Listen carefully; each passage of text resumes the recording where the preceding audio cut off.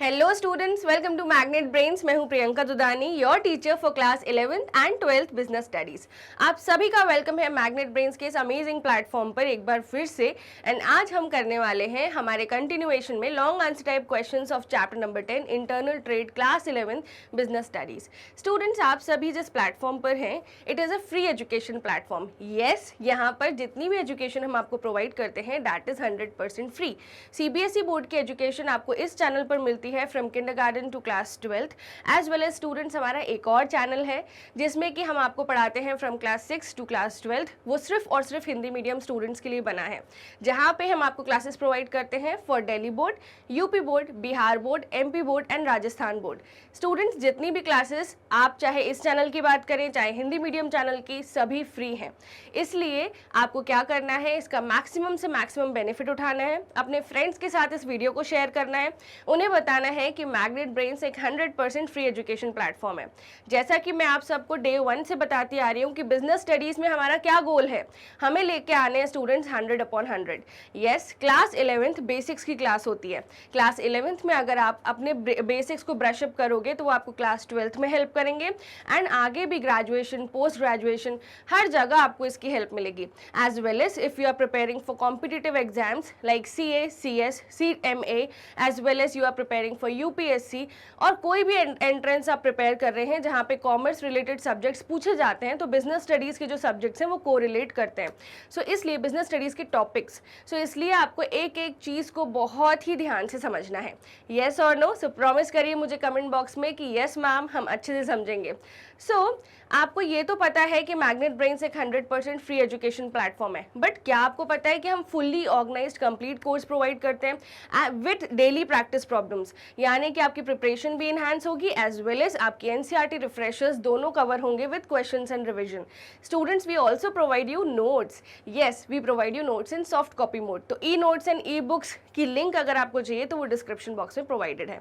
चलिए स्टार्ट करते हैं आज का सेशन, जो कि है long answer type questions of chapter number 10 internal trade 11th class business studies.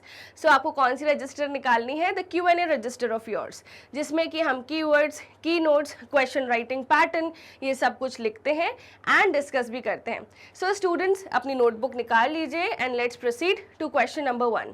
Question number 1 है, itinerant traders have been a integral part of internal trade in India.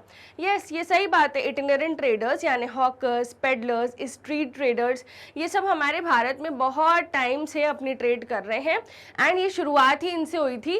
पहले ज़माने में ये सब नॉलेज नहीं थी कि शॉप्स खोलनी चाहिए, कंपनीज खोलनी चाहिए, तो बिछौना बिछा के, घूम घूम के, फेरियाँ लगा के ही लोग अपना सामान बेचते थे, है ना। जो गुड्स एंड सर्विसेज में वो ट्रेड करते थे वो सेल करते थे। अर्ली मैन का पर्सपेक्टिव अगर आप याद करो, मैंने आपको पढ़ाया था चैप्टर नंबर 1 में, है ना। अब analyze the reasons for their survival in spite of competition from large scale retailers। इतने बड़े बड़े रिटेलर्स आ चुके हैं आज 21वीं सदी में।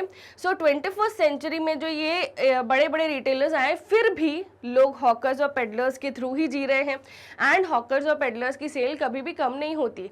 ऐसा क्यों होता है, ये क्वेश्चन आपसे पूछा गया है। अब अगर आप इस पे लिखने को आए तो इतना जनरल आंसर आप लिख सकते हैं कि कुछ भी मार्क्स नहीं मिलेंगे, पर हमें स्टिक रहना है किस पे स्टूडेंट्स? बुकिश लैंग्वेज पे। यस स्टूडेंट्स, हमारा गोल क्या होता है? हमें बुकिश लैंग्वेज सीखना है, कीवर्ड सीखने हैं, की नोट्स बनाने हैं, as well as bullet points को लर्न करना है, ताकि हमारा आंसर सामान्य ना हो, यानी जनरल ना हो। हमें हमारे आंसर को एक्स्ट्रॉर्डिनरी बनाना है, जिसको एग्जामिनर पढ़ के ही समझ जाए कि हाँ, इस स्टूडेंट ने तो अच्छे से पढ़ाई करी है, किताब पूरी अच्छे से पढ़ी है। ठीक है, रिफ्रेशर्स और NCERT को मिला के मैंने आपके लिए आंसर फ्रेम किया है। चलिए उसको देखते हैं। Itinerant traders have been an integral part of internal trade in India। Analyze the reasons for their survival। तो हमें उनके सर्वाइवल के रीजंस बताने हैं। ओके, हमारा क्रक्स ऑफ द आंसर क्या होना चाहिए? Reasons for survival of itinerant traders with respect to large retailers existing in the market. Clear हो गया क्वेश्चन? चलिए अब आंसर क्या है, शुरुआत करेंगे हम जो फर्स्ट लाइन है उसके एक्सप्लेनेशन से। Okay, so itinerant traders, retailers are the traders who do not have a fixed place of business to operate in. ये ऐसे रिटेलर्स होते हैं जिनके पास कोई फिक्स्ड प्लेस ऑफ बिजनेस नहीं है। क्या बोला स्टूडेंट्स मैंने, जिनके पास कोई फिक्स्ड प्लेस ऑफ बिजनेस नहीं है। तो ये हमारा फर्स्ट कीवर्ड आएगा कि जिनके पास कोई फिक्स्ड प्लेस ऑफ बिजनेस नहीं है। They keep on moving their wares from street to street और from place to place in search of customers, यानी वो अपना पूरी दुकान चलते फिरते घुमाते रहते हैं। लाइक फेरी वाले जो होते हैं वो साइकिल पे मान लो फेरी कर रहा है, तो एक गली से दूसरी गली, दूसरी से तीसरी, एक कॉलोनी से दूसरी कॉलोनी वो घूमता ही रहेगा अपना सामान बेचने के लिए। ठेले वाले होते हैं, सब्जी का ठेले वाले, ठीक है, तो वो क्या करते हैं, गली गली में जाके सब्जी बेचते हैं। उनकी कोई फिक्स प्लेस नहीं होती एंड वो उस जगह पे अपना ठेला लगाते हैं जहाँ पे उन्हें ज़्यादा कस्टमर्स मिले। अगर कस्टमर्स नहीं मिलेंगे वो ठेला लगा के दूसरी जगह चले जाएंगे। सो यही होती है इटिनेरेंट रिटेलर्स की approach towards business. Following are the reasons for their survival. तो सर्वाइवल के रीजंस हम पढ़ेंगे, बट पहले फर्स्ट स्टैंजा याद कर लेते हैं, ठीक है। फर्स्ट स्टैंजा में मैंने आपको क्या बताया, 2 कीवर्ड्स हैं, ठीक है। फर्स्ट हमें जो लिखना है एग्जाम में कि इटिनेरेंट रिटेलर्स वो ट्रेडर्स होते हैं जिनके पास फिक्स्ड प्लेस ऑफ बिजनेस नहीं है, फिक्स्ड प्लेस ऑफ बिजनेस नहीं है। They move from street to street and place to place in search of customers. Key line क्या है, they move from street to street and place to place in search of consumers, ठीक है। याद रहेगा, बताओ मुझे कमेंट बॉक्स में। चलिए अब आगे बढ़ते हैं। Following are the reasons for their survival in spite of competition of large scale retailers. तो बहुत सारे रीजंस ऑफ सर्वाइवल हैं। फर्स्ट रीजन है they are small traders and hence rural customers and consumers from backward areas find themselves more comfortable dealing with them. एक गांव का आदमी जब भी मॉल जाता है ना, थोड़ा तो हेजिटेट करता है एंड उसको नहीं पता कि यहाँ पे मोल भाव कर सकते हैं या नहीं, उसको नहीं पता कि किस तरीके से बात करनी है, ठीक है। सो इसलिए यहाँ पे जो इटिनेरेंट रिटेलर्स की बात की गई है, रूरल एरिया के लोग उनसे ज़्यादा कंफर्टेबल होते हैं, है ना। काका करके बात करते हैं, अंकल करके बात करते हैं और एक व्यवहार सा बन जाता है, इसलिए उन्हें कंफर्टेबल लगता है उनसे बात करना, उन्हें हेजिटेट नहीं होता और उन्हें ये भी नहीं बताया जाता हर मोड़ पे कि आप गरीब हो और हम अमीर, ठीक है। सो इटिनेरेंट रिटेलर्स की खासियत होती है, चाहे अमीर उनके पास खड़ा हो चाहे गरीब, चाहे रूरल एरिया का व्यक्ति चाहे अर्बन एरिया का, वो हमेशा क्या करते हैं, अच्छे से इज्जत दे के बात करते हैं क्योंकि वो भी ग्राउंडेड रहते हैं, ठीक है। सो रूरल एरिया के लोग इनके साथ ज़्यादा कंफर्टेबल होते हैं, ओके। नाउ आगे बढ़े अपन। So students they normally deal in consumer products of daily use such as toiletry products, fruits and vegetables. So आपने ये देखा होगा कि चाहे एक रूरल एरिया का पर्सन हो चाहे अर्बन एरिया का एक पर्सन हो, चाहे अमीर हो चाहे गरीब, चाहे कम इनकम ग्रुप हो चाहे लार्ज इनकम ग्रुप हो, चाहे मिडिल क्लास हो अपर मिडिल क्लास हो, सभी लोग सब्जी भाजी तो खरीदते ही हैं, येस और नो। तो ऐसी चीज़ें जो इजीली एक्सेसिबल होती हैं, ऑर्गेनिक, वो भी ऑर्गेनिक जो ठेले पे मिलती हैं और वो भी सस्ते भाव में, तो फिर लोग मॉल वगैरह क्यों जाएंगे। एंड टाइम की भी एक इशू है, आजकल इस फास्ट पेस वर्ल्ड में सबको चाहिए कि जल्दी जल्दी सब कुछ मिल जाए, तो अगर उनकी कॉलोनीज में ही ये सब चीज़ें आसानी से मिल जाएंगी, इटिनेरेंट रिटेलर्स उनको प्रोवाइड कर देंगे, तो वो क्यों जाएंगे बाकी जगहों पे, येस और नो। सो इसलिए कंज्यूमर प्रोडक्ट्स में डील करने की वजह से इटिनेरेंट रिटेलर्स की डिमांड कभी भी कम नहीं होती, ओके। नेक्स्ट पॉइंट है, the emphasis of such traders is on providing greater customer service by making the products available at very doorsteps of the customers. So मैंने भी ये देखा है कि कई बार हमने ये देखा है कि नहीं, फ्लैट सिस्टम में लोग ऐसे रस्सी फेंकते हैं नीचे और सब्जी वाला उसमें सब्जियां डाल देता है और उसी बास्केट में जो रस्सी से नीचे डाली जाती है उसी में पैसे भी होते हैं। डोर स्टेप डिलीवरी करवाते हैं ये लोग, है ना। सो इसलिए इनकी जो अप्रोच है वो कस्टमर्स के लिए बहुत हेल्पफुल होती है ना, कि घर तक आके सामान मिल रहा है। एंड आप देखेंगे कि आजकल जो ये ऐप्स या डिलीवरी सिस्टम्स या मॉल्स वगैरह हैं उनके चार्जेस कितने ज़्यादा होते हैं। एंट्री गेट पे आप पार्किंग के चार्जेस दो, अंदर जाओ तो फिर आपको और भी आइटम्स दिख जाते हैं, आपका खर्चा ऑटोमेटिकली बढ़ जाता है। बट अगर आप ये डोर स्टेप सर्विसेज यूज़ करते हो, एक तो आपके पैसे भी कम लगते हैं, कन्वीनियंस भी मिलता है, बस ज़ोर से आवाज़ लगानी होती है कि भैया रुको हम भी आ रहे हैं, ठीक है। नाउ इसके बाद this makes it convenient for the consumers and helps in survival of the itinerant sellers, है ना। तो कंज्यूमर्स को जो कन्वीनियंस मिला है वही खासियत है इटिनेरेंट रिटेलर्स की, यानी कि हॉकर्स, डीलर्स, पेडलर्स, ये सब कंज्यूमर्स को बहुत कन्वीनियंस देते हैं। परसों ही नरसों की बात है, मुझे एक चेयर चाहिए थी and I was unable to get it, and when I stepped out of my society, एक आंटी 5-6 चेयर्स, टोकनियाँ, टब्स लेके बैठी हुई थी और मैंने उनसे एक चेयर खरीद ली, है ना। उन्होंने एक बिछौना बिछाया था जिसमें वो चेयर्स बेच रही थी, and you won't believe it was just for ₹250 in a good quality. तो रेगुलर यूज़ के लिए आप वो चेयर ले सकते हो, है ना। अब आपने ये देखा कि मेरे को बाहर भी नहीं जाना पड़ा, फर्नीचर शॉप पे जाती तो मेरा पेट्रोल चार्जेस लगते, येस और नो, एंड फिर वहाँ पे जाती तो फिर मेरे को सिलेक्शन करना पड़ता, वो चेयर भी महंगी होती, उसमें जीएसटी भी जुड़ जाता। सो ये सब चीज़ें जो है इटिनेरेंट रिटेलर्स के साथ नहीं होती, क्योंकि ये कंज्यूमर प्रोडक्ट्स में डील करते हैं एंड ये ईजी एक्सेसिबल होते हैं हमारे डोर स्टेप पे, ठीक है। Their cost of operation is very low as compare to large scale retailers, as they do not have to incur expenses of fixed shops. उनको ना ये फिक्स शॉप का रेंट, फिक्स शॉप का furniture, ये सब खर्चा नहीं उठाना पड़ता, बिकॉज इनकी कोई फिक्स शॉप नहीं होती है, ठीक है। इस वजह से इनके जो कॉस्ट ऑफ ऑपरेशन है वो क्या है, बहुत ही कम। इस वजह से प्रोडक्ट की प्राइस भी क्या होती है, बहुत ही कम, ठीक है। And inventory cost, therefore they are in a position to offer lower prices to consumers for their products, ठीक है। अगर आप रिलायंस फ्रेश वगैरह से या फिर बिग बास्केट वगैरह से आप टमाटर ऑर्डर करोगे तो आपको मिलेंगे अभी के भाव के हिसाब से अगर आप देखोगे तो 80 रुपीज़ kg, बट अगर आप वहीं कोई ठेले वाले से लोगे जो आपके यहाँ लोकली सेल कर रहा है, आपको मिल जाएंगे 50 रुपये किलो। क्यों? क्योंकि उनकी ये जो कॉस्ट है वो इनकर नहीं कर रहे, एज वेल एज वो ऑर्गेनिक प्रोड्यूस बेच रहे हैं। सो इसलिए it's always recommendable to little bit walk and access these kind of retailers. Okay, now let's proceed further. Question number 2. But question number 2 start करने से पहले let's learn the reasons of survival. First reason क्या था कि ये small traders हैं, असली rural customers इनसे बात करने में हेजिटेट नहीं करते और बैकवर्ड एरियाज़ के लोग भी अपने आप को बहुत ही कंफर्टेबल समझते हैं इनके साथ कि येस इनसे तो हम सामान ले ही सकते हैं। So comfortability of rural and backward areas, लिखो keywords, comfortability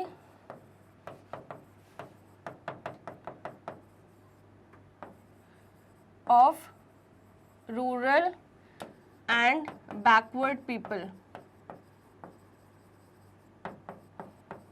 Okay students, next point लिखिए। नेक्स्ट पॉइंट में मैंने आपको क्या बताया था, they deal in consumer products which are of regular use, they deal in regular use consumer products.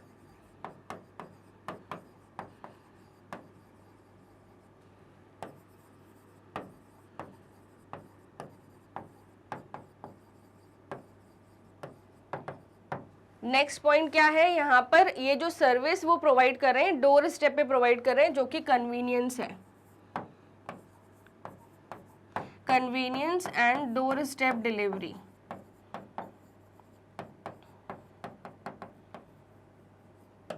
And fourth है लो cost of operation, ठीक है। सो अब आपको याद रहेगा comfortability of rural and backward areas with these kind of retailers is one thing which is a great root of survival. Next is deal in regular use consumer products, next is convenience and doorstep delivery, and the next one is low cost of operation. I hope students आपको ये चारों points अच्छे से याद होंगे। चलिए proceed करते हैं टूवर्ड्स क्वेश्चन नंबर 2। फटाफट से वीडियो को लाइक कर दीजिए, चैनल को सब्सक्राइब करिए, and let's proceed. And do let me know in the comment box question number 1 याद हुआ या नहीं हुआ, बताओ मुझे कीवर्ड सारे के सारे कमेंट बॉक्स में। Now question number 2, discuss the features of departmental store. अब आ गई बड़ी दुकानें, तो इनके फीचर्स लर्न करने अपन को। How are they different from multiple shops और चेन स्टोर्स, तो ये मल्टीपल शॉप और चेन स्टोर से कैसे डिफरेंट है। सो बहुत बड़ा डिफरेंस है, याद है या नहीं, चलिए पढ़ते हैं इसको। So some of the important features of departmental stores are, a modern departmental store may provide all the facilities such as restaurant, restrooms, etc. In a way, they try to provide maximum service to higher class of customers for whom price is of secondary importance. तो ऐसे भी customers होते हैं जिनके लिए price ज़्यादा हो तो दैट डजेंट मैटर. ऐसे कस्टमर्स को क्या चाहिए होता है कि सर्विस अच्छी होनी चाहिए. अगर उन्हें वॉशरूम जाना है तो एक अच्छा सा रेस्ट रूम होना चाहिए. अगर उन्हें पानी पीना है तो आरओ वाटर होना चाहिए. यस और नो. एस्केलेटर्स लगे होने चाहिए, लिफ्ट लगी होनी चाहिए. सो ऐसी क्लास के लोगों के लिए पैसा सेकेंडरी इंपॉर्टेंस होता है, सर्विस फर्स्ट इंपॉर्टेंस होती है. किस तरीके से आप उन्हें ट्रीट कर रहे हो, because they are earning well enough, so they will be a good customer for you and they will always make you earn more money. So इसलिए अच्छे डिपार्टमेंटल स्टोर जो आजकल के मॉडर्न डिपार्टमेंटल स्टोर है उनमें रेस्टोरेंट होता है, rest rooms होते हैं, उसमें अच्छे एस्केलेटर्स होते हैं, लिफ्ट्स होती हैं जिससे कस्टमर्स को बेनिफिट हो. Okay, these stores are generally located at central place of the city which caters to a large number of people. तो ये मार्ट्स वगैरह जो होते हैं ना, ये सेंट्रल लोकेशन पे होते हैं जिससे मैक्सिमम से मैक्सिमम लोग वहाँ तक पहुँच सकें. ठीक है, नेक्स्ट हम बात करें.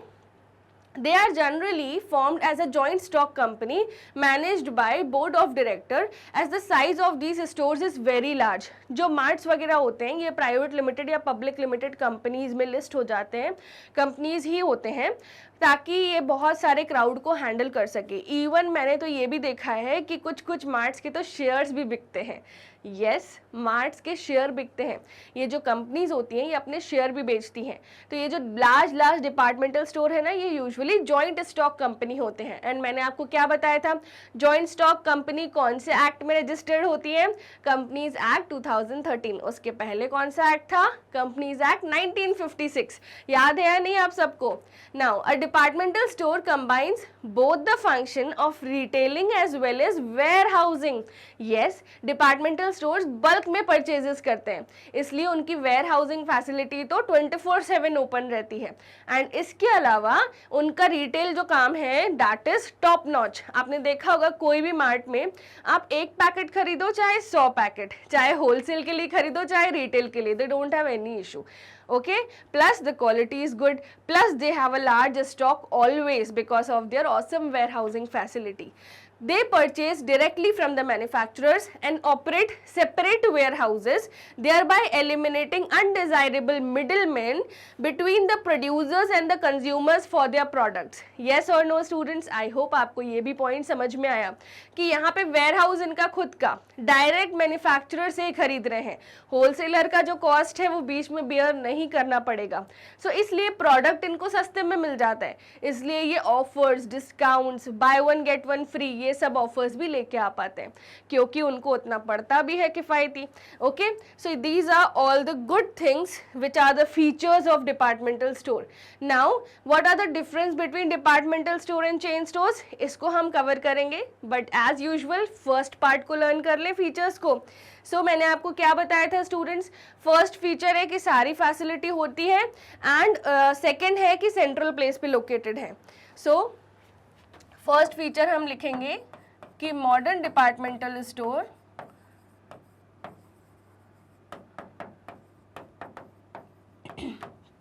Has all facilities like restaurant, restroom, etc. for people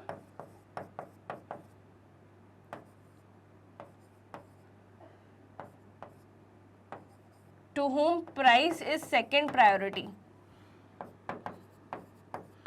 क्योंकि ऐसे भी लोग होते हैं जो सर्विस पहले देखते हैं कि किस तरीके से कस्टमर्स को आप ट्रीट कर रहे हैं एंड क्या क्या फैसिलिटीज़ हैं, एंड ऐसे भी लोग होते हैं जो प्राइस को देखते हैं. तो इसलिए मॉडर्न जो डिपार्टमेंटल स्टोर्स बन रहे हैं वो इन सब बातों का ध्यान रख के चलते हैं. नेक्स्ट है सेंट्रल प्लेस पे लोकेटेड होते हैं. थर्ड मैंने आपको क्या पढ़ाया स्टूडेंट्स कि ये जॉइंट स्टॉक कंपनी में होते हैं, यूजुअली जॉइंट स्टॉक कंपनी के फॉर्म में. एंड फोर्थ कीवर्ड क्या है कि retailing as well as warehousing दोनों फैसिलिटीज प्रोवाइड करते हैं. ठीक है। सो अगर आपसे कोई पूछे what are the features of departmental store and उसके साथ कोई जुड़ा हुआ क्वेश्चन हो तो ये 4 पॉइंट्स इनफ है लिखने के लिए। फर्स्ट कि मॉडर्न डिपार्टमेंटल स्टोर आपको बहुत सारी फैसिलिटी प्रोवाइड करते हैं, जैसे restaurant, restroom, lift, escalators, food zones, है ना। तो इससे क्या होता है, कस्टमर्स हैप्पी होके जाते हैं। नेक्स्ट, सेंट्रल प्लेस पे लोकेटेड होते हैं तो इजीली एक्सेसिबल बाय ऑल है। नेक्स्ट, जॉइंट स्टॉक कंपनी के फॉर्म में होते हैं।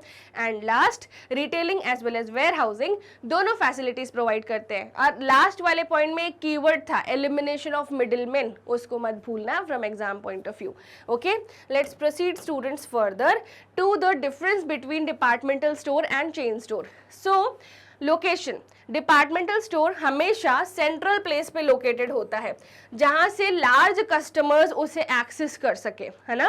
चाहे कोई भी लोकेशन हो, वो सेंट्रली लोकेटेड है तो सबके लिए इजी एक्सेसिबल होगा। नेक्स्ट बात करें चेन स्टोर की। So chain stores are located at number of places approach a large number of customers. मान लो कोई चाय वाला है, उसने सेंट्रल प्लेस मान लो न्यू मार्केट पे उसने एक शॉप बनाई, फिर उसके बाद उसने अपनी चेन स्टोर्स अलग अलग लोकेशन पे विद इन द सिटी बनाई, ठीक है। तो ये मल्टीपल लोकेशंस पे होते हैं ताकि वो हर तरह के क्राउड को जितने भी क्राउड एक्सेस कर सकते हैं, अलग अलग फीजिबिलिटी प्रोवाइड कर सके कि यस यहाँ पर ये फीजिबल है, यहाँ पर इन लोगों के लिए फीजिबल है। जैसे कॉलेजेस के सामने अगर उन्हें ओपन कर लिया, जो पीएचडी कर रहे हैं कैंडिडेट्स, उनको लॉन्ग लॉन्ग आवर्स बैठना पड़ता है, वहाँ पे ओपन कर लिया तो ये उनके लिए फेवरेट टी पॉइंट बन सकता है। यस और नो, तो ये होती है चेन स्टोर्स जो नंबर ऑफ प्लेसेस पे लोकेटेड होते हैं, ठीक है, जहाँ से वो लार्ज नंबर ऑफ कस्टमर्स को कैटर कर सके। The central location is not necessary for a chain store. So ये सबसे बड़ा डिफरेंस है कि डिपार्टमेंटल स्टोर सेंट्रली लोकेटेड होता है और चेन स्टोर मल्टीपल प्लेसेस पे लोकेटेड होते हैं। नेक्स्ट हम बात करें range of products. So departmental stores aim at satisfying all the needs of customers under one roof. So departmental store में सारी चीजें from pin to plain आपको वहीं मिल जाएगा एक ही रूफ के अंदर। डीमार्ट वगैरह तो आपने देखा ही होगा। Now as such they have to maintain variety of products at different types at different prices. Chain stores aim to satisfy the requirement of customers relating to a specified range of products. जैसे मान लो कोई pasta man करके कोई किसी ने एक shop खोली, है ना, पास्ता मैन करके पूरे भोपाल में लेट्स से 20 शॉप्स हैं, तो उन्होंने क्या किया, एक स्पेसिफिक रेंज ऑफ प्रोडक्ट्स में डील किया। Okay, now services offered, departmental store बहुत सारी सर्विस प्रोवाइड करते हैं कस्टमर्स को, है ना, जिसमें free wifi, restaurant, escalators, lift सब कुछ इंक्लूड होता है। बट चेन स्टोर्स की लिमिटेड सर्विस होती है और गारंटीज रिपेयर्स भी कन्फाइंड होते हैं, क्योंकि हो सकता है कि इन्होंने जो गुड्स बेचे वो सही भी ना हो, पर डिपार्टमेंटल स्टोर्स ये अश्योरिटी देते हैं कि उनके जो गुड्स हैं वो सही हैं, ठीक है, क्योंकि उनका लार्ज स्केल ऑपरेशन है, तो वो ऐसी मिस्टेक्स को एलिमिनेट करके चलते हैं। Now pricing, so departmental stores do not have a uniform pricing policy. वो वैरायटी ऑफ प्रोडक्ट्स रखते हैं, डिस्काउंट्स भी लेके आते हैं। क्यों? क्योंकि उनका वेयर हाउस का जो खर्चा है वो उनका खुद का वेयर हाउस है, एज वेल एज जो उनका मिडिल मैन एलिमिनेशन वाला फैक्टर है कि होलसेलर से गुड्स नहीं ले रहे हैं, वो डायरेक्ट फैक्ट्री से गुड्स ले रहे हैं, तो वो उनको गुड्स सस्ते में पड़ते हैं, इसलिए वो ये फिजिबिलिटी प्रोवाइड कर पा रहे हैं। बट चेन स्टोर्स के फिक्स प्राइसेस होते हैं और यूनिफॉर्म प्राइसिंग वो मेंटेन करते हैं सभी शॉप्स पे।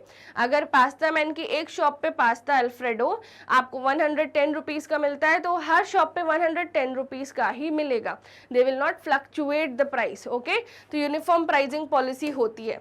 Okay, so these were the basic differences. Now extraordinary differences, the class of customers. Departmental stores में usually high income group customers जाते हैं जो ज़्यादा सर्विसेज की केयर करते हैं एंड प्राइस को सेकेंडरी रखते हैं। बट चेन स्टोर्स में डिफरेंट टाइप्स ऑफ कस्टमर्स देखने को मिलते हैं, lower income groups interested in buying quality goods at reasonable prices, ठीक है। Credit facility, departmental store credit facility कुछ कस्टमर्स को प्रोवाइड करते हैं और चेन स्टोर्स की जो सर्विसेज होती हैं वो कैश बेसिस पे होती हैं, यहाँ यूजुअली क्रेडिट फैसिलिटी नहीं प्रोवाइड होती, ठीक है। So these are also some differences. Now let's proceed to question number 3। अब आप बोलोगे मैम आप ये वाला पॉइंट याद नहीं कराओगे, the basic differences. Yes for sure, but already bullet points given है। लोकेशन, नेक्स्ट है range of products, next services, next pricing, next class of customers, credit facilities. Students कैसे याद करोगे? देखिए रेंज ऑफ प्रोडक्ट से यहाँ पे आप लोकेशन से एल ले लीजिए, LRSPCC, LRSPCC।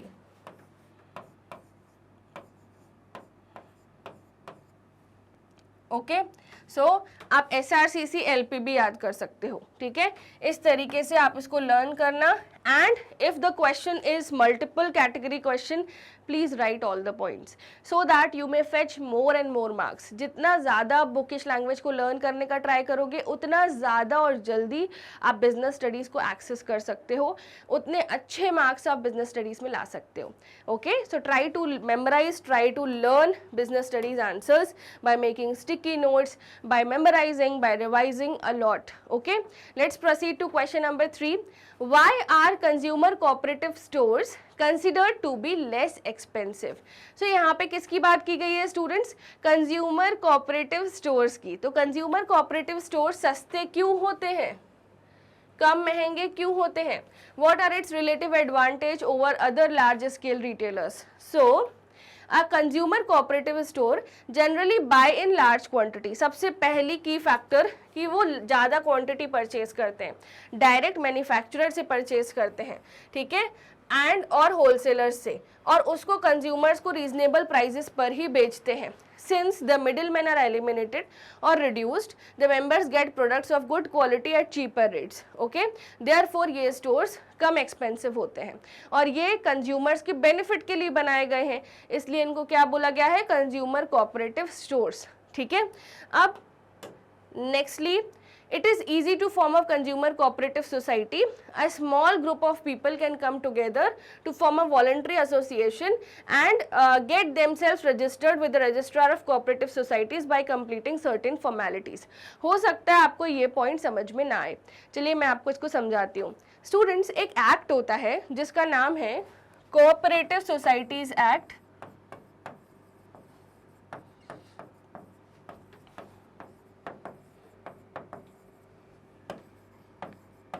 1912।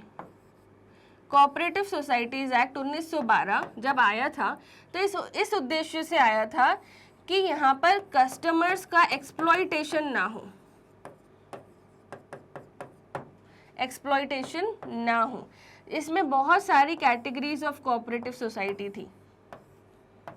सबसे पहली बात, इस सोसाइटी का रजिस्ट्रेशन होता है प्रॉपर एंड इसमें मेंबर्स होते हैं,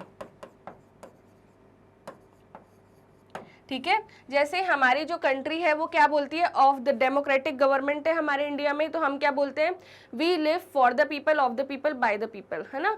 सो हमारी जो सरकार है वो किसके लिए काम कर रही है? Of the people, by the people, for the people. Similarly यहाँ पे हम क्या बोलते हैं? Of the members, by the members, for the members. यानी यहाँ पर प्रोडक्ट्स, सारी चीज़ें कौन अरेंज करते हैं? ये मेंबर्स ही अरेंज करते हैं, ठीक है। तो ये जो मेंबर्स हैं इस सोसाइटी के, मान लो हमारे इस एग्जाम्पल के फॉर्म में कंज्यूमर कोऑपरेटिव सोसाइटी है एक, सो एक सोसाइटी का एग्जाम्पल ले लेते हैं।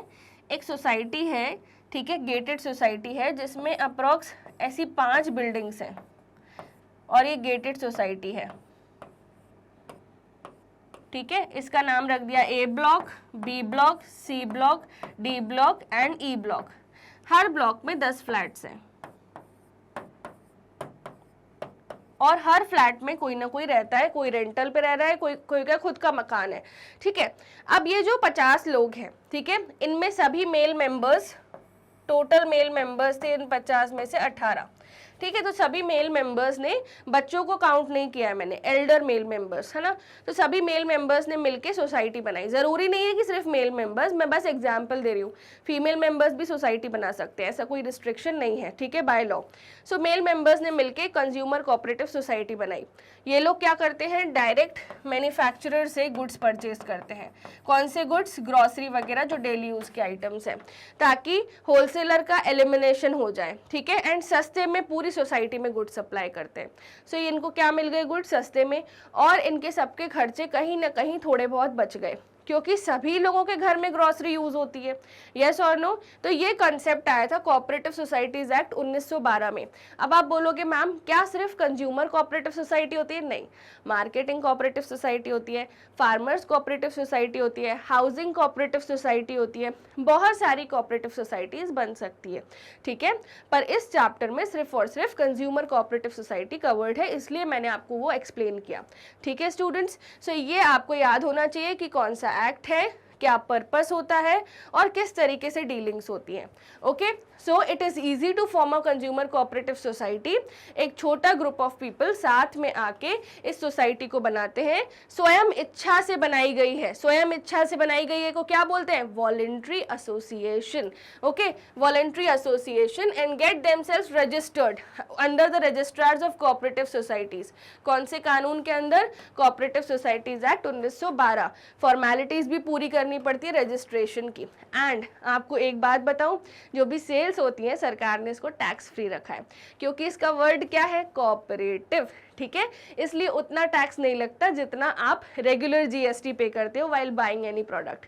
Okay, so the liability of the members in a cooperative store is limited to the extent of capital contributed by them, है ना। तो ये जितने भी मेंबर्स हैं, ये जो 18 मेंबर्स थे, मेल मेंबर्स, जितने भी मेंबर्स हैं, सब कुछ ना कुछ पैसा लगाते हैं, साथ में वो पैसा पूल होता है एंड देन कोऑपरेटिव सोसाइटी चलाई जाती है। एंड डेफिनेटली बहुत बेनिफिट होता है, क्योंकि एलिमिनेशन हो गया ना मिडिलमैन का। एंड वेयर हाउसिंग फैसिलिटी तो होती है, क्योंकि हर सोसाइटी में एक क्लब हाउस तो होता ही है, जो एक्सटर्नल धर्मशाला टाइप होता है, जहाँ पे बड़े बड़े फंक्शंस होते हैं, इसलिए वो वही उसी को वेयर हाउस बना देते हैं for some period. Okay, cooperative societies are democratically managed through management committees which are elected by the members. Each member has one vote irrespective of the number of shares held by him or her. So जैसा मैंने बताया, ये 50 लोगों ने मिलके इन 18 लोगों को चुना था। हर एक मेंबर एक वोट करता है एंड वो अपने रिप्रेजेंटेटिव को चुन सकते हैं एंड वही बन जाते हैं मेंबर्स। अब आप बोलोगे मैम ये तो बिल्कुल इलेक्शन जैसा लग रहा है। यस, इलेक्शन जैसा ही होता है।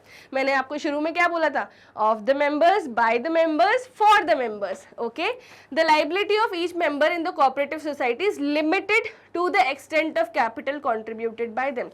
अब आपके मन में आ रहा होगा मैम नुकसान हो गया तो, ग्रोसरी खराब हो गई तो? कोई बात नहीं, इन मेंबर ने मान लो 18 मेंबर्स में से एक किसी मेंबर ने 50,000 रुपये कॉन्ट्रीब्यूट किए थे, तो बस वो 50,000 का ही नुकसान होगा। कोई उसके घर से और पैसे नहीं बुलवाए जाएंगे कि अपनी बीवी के गहने बेचो या अपनी कार बेचो फिर पैसे दो या अपने घर का फर्नीचर बेचो, ये सब नहीं होगा। यस और नो? तो क्योंकि यहाँ पे क्या कॉन्सेप्ट है? Limited liability, limited to the extent of capital contributed by the partner. जैसे किस में होता है, याद आया नहीं? कंपनी में होता है, लिमिटेड लाइबिलिटी पार्टनरशिप में होता है। यस और नो स्टूडेंट्स? इसलिए कोऑपरेटिव सोसाइटीज बेनिफिशियल होती हैं। Okay, now let's proceed further. A cooperative store purchase goods directly from the manufacturers or wholesalers. The role of middlemen is eliminated. अब आप बोलोगे मैम मैन्युफैक्चरर से गुड्स होलसेलर के पास जाते हैं और होलसेलर से गुड्स रिटेलर के पास जाते हैं। आप इस चेन को ब्रेक करके मैम ये बोल रहे हो कि मैन्युफैक्चरर से good direct consumer cooperative society में जाते हैं। यस, फिर मैम आप ये भी बोल रहे हो कि होलसेलर से डायरेक्ट कंज्यूमर कोऑपरेटिव सोसाइटी में जाते हैं। यस, तो आप बोल रहे हो मैम यहाँ पे तो समझ आ रहा है कि मिडिलमैन यानी होलसेलर एलिमिनेट हो रहा है, यहाँ पे कैसे एलिमिनेट हो रहा है? कभी कभी क्या होता है, मैन्युफैक्चरर्स अपने एजेंट अपॉइंट करके रखते हैं कि होलसेलर्स ढूंढ के दो, है ना, तो उनको भी तो कुछ पैसे देने पड़ते हैं, कमीशन वगैरह, तो वो चीज़ एलिमिनेट हो जाती है। ओके, आई होप आपको समझ में आया। So the role of middleman is eliminated which results in lower prices, है ना। तो मिडिलमैन को कमीशन नहीं देनी पड़ेगी, जिससे हमारे प्रोडक्ट की प्राइस कम होगी, जिससे पूरी सोसाइटी के मेंबर्स को बेनिफिट मिलेगा। For the consumer goods to the members. Okay, the consumer cooperative stores normally sell goods on cash basis. They don't deal on credit ताकि नुकसान ना हो।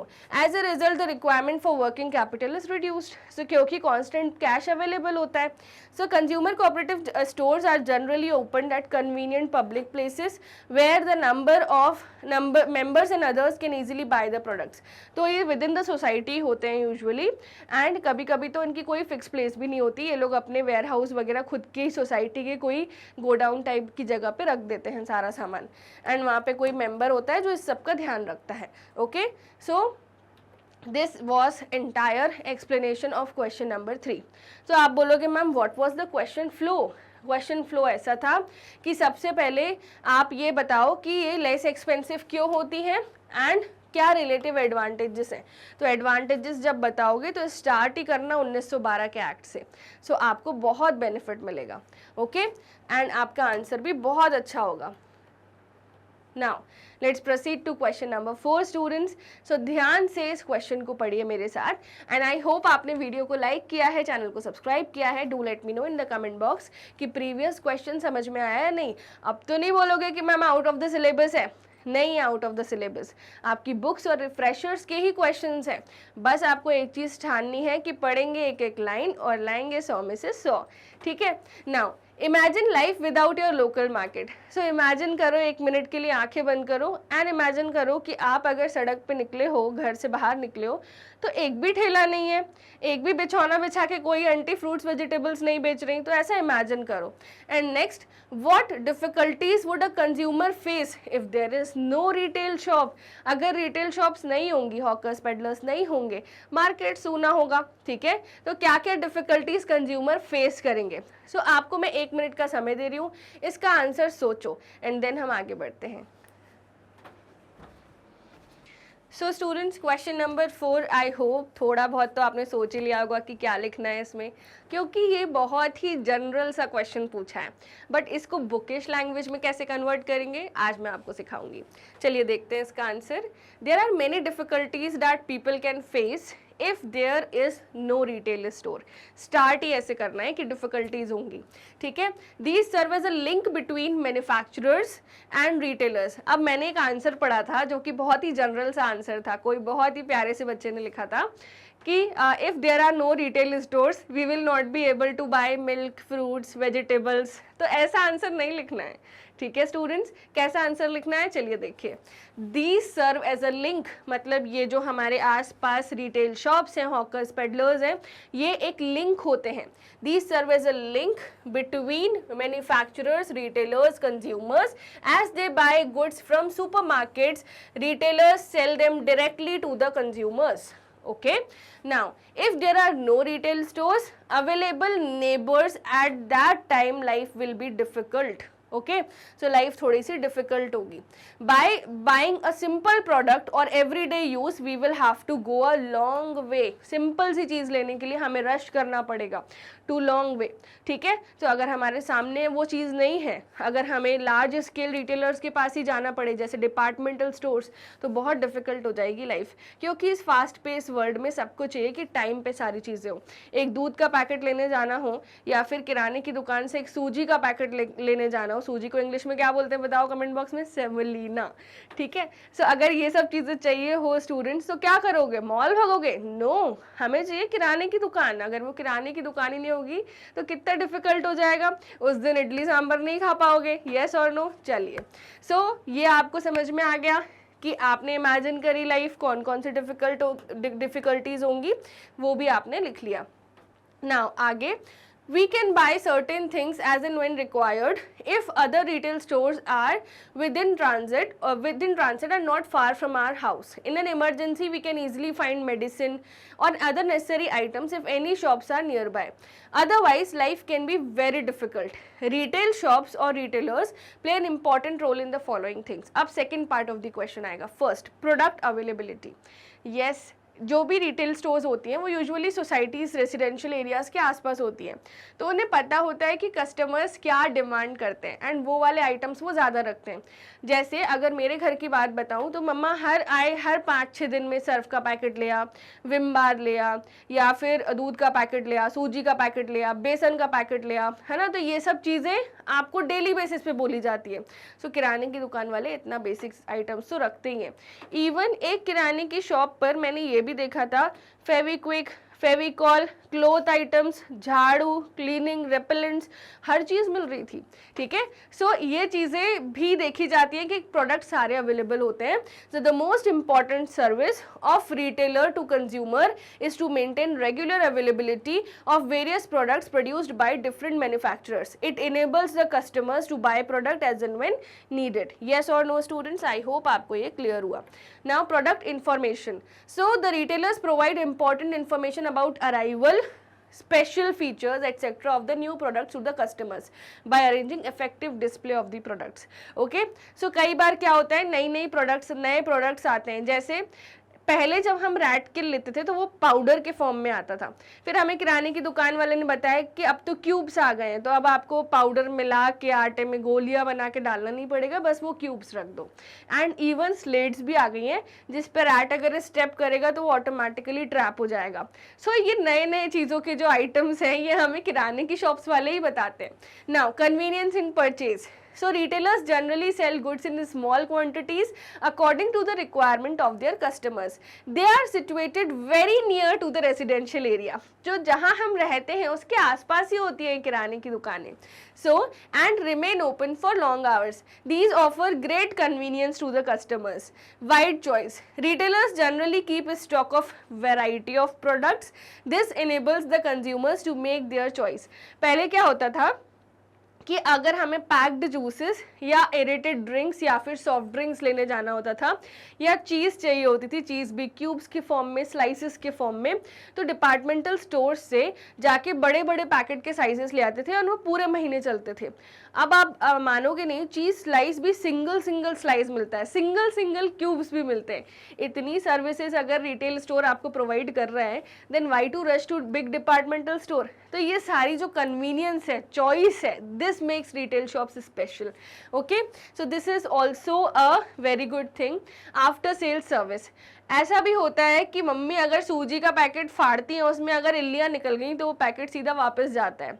यही इमेजिन करो अगर मॉल से आपने खरीदा तो क्या वो वापस लेंगे? Never. So this is after sales service which matters a lot to the customers. So retailers provide important after sales service such as home delivery, supply of spare parts, attending to the customers and a lot of things. Credit facilities. So खाते चलते हैं इनकी दुकानों में, तो खाते की book होती हैं, इसके खाते में लिख दो पैसे, उसके खाते में लिख दो.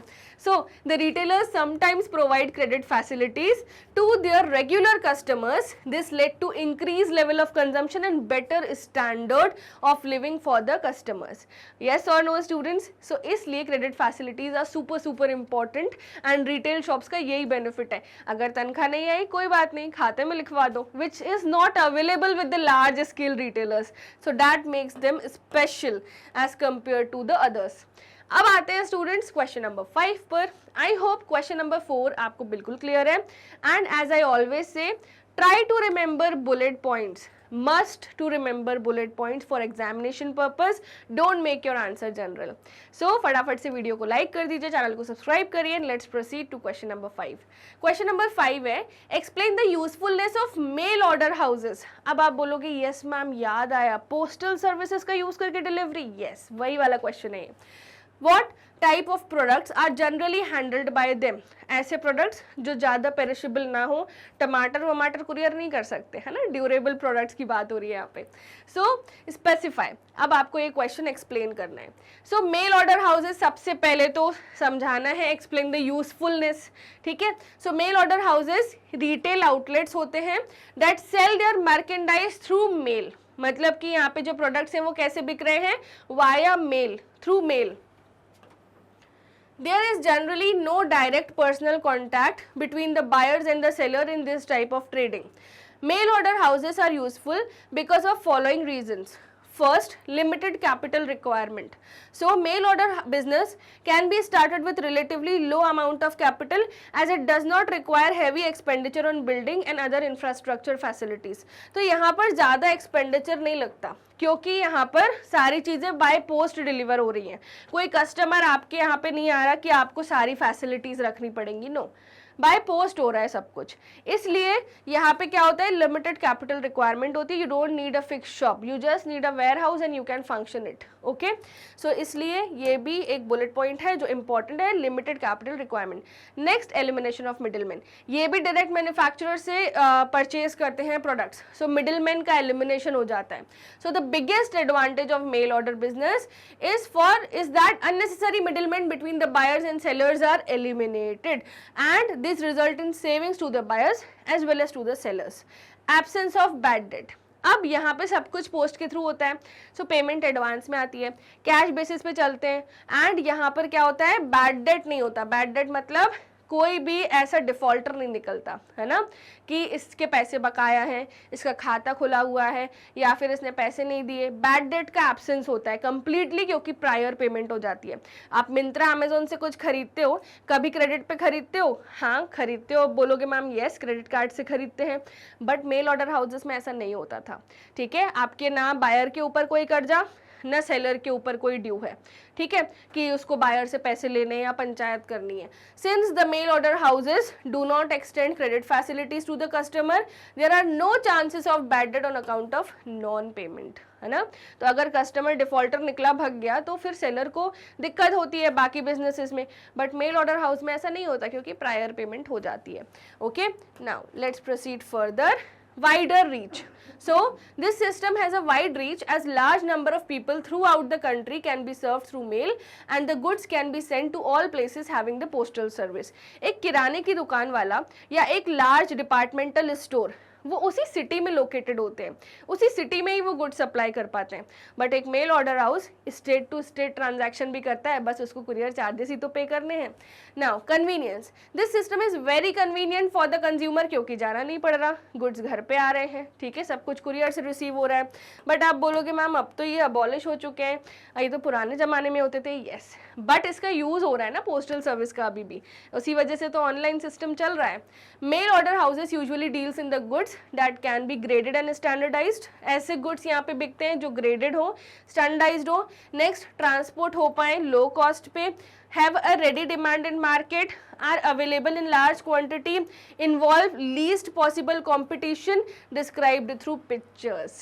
आपने देखा होगा कुछ भी चीज़ आप ऑनलाइन खरीदते हो उसकी फ़ोटो होती है ना. ठीक है, तो हर चीज़ फ़ोटो के थ्रू ही बिकती है, and photo he real proof होता है कि भैया ऐसे ही सामान आना चाहिए घर पे.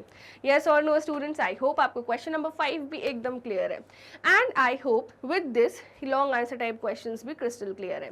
सो स्टूडेंट्स, आज के सेशन में हमने मेनली क्या सीखा? हमने सीखा कौन से इंपॉर्टेंट क्वेश्चंस हैं इस चैप्टर के जो लॉन्ग आंसर फॉर्मेट में आपसे पूछे जा सकते हैं. ये आपके एनसीईआरटी के सॉल्यूशंस हैं.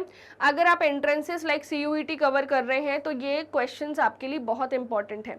And plus students, one more added advantage कि अगर हम बात करते हैं further towards the keywords, key notes, key lines and bullet points, यहाँ पे हमने देखा कि कौन कौन से इंपॉर्टेंट कीवर्ड्स हैं, किस तरीके से उनको लर्न करना है.